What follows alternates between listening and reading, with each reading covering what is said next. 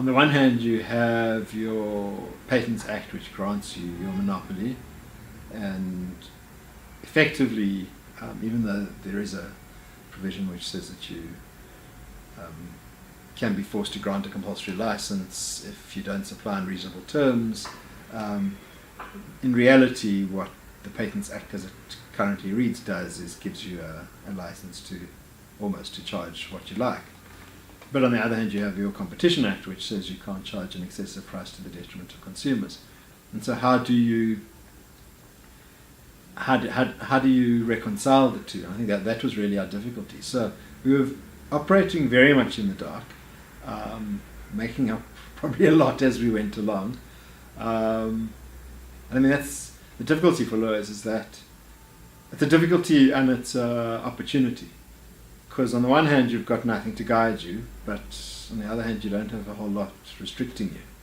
But it was still quite a difficult kind of terrain to chart.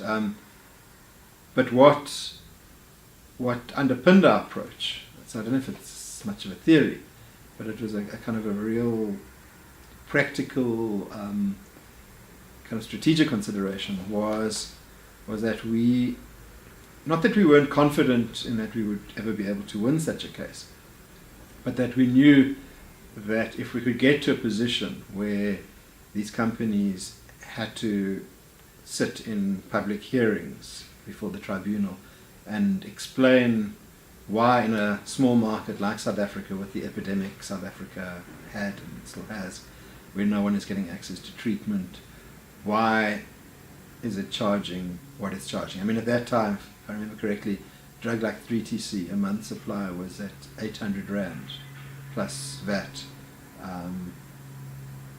Government probably gets it for, I don't know, 20 Rand now. I remember quite a number of years ago, the best private sector generic price was about 40-something Rand. And this was 800 Rand. So our understanding was that if you can get to the point where these companies are going to have to justify publicly why they are charging as much as they're charging, when it has very little impact it has no impact on their global R&D, given what the implications are, that's what they're going to try and avoid. That took for granted the fact that there was an organization like TAC, and that pressure would be brought to bear on them, both within the tribunal but also publicly. So that was what we were counting on, and I think we were vindicated ultimately, because it never got that far, and Glaxo they started speaking with us quite early on,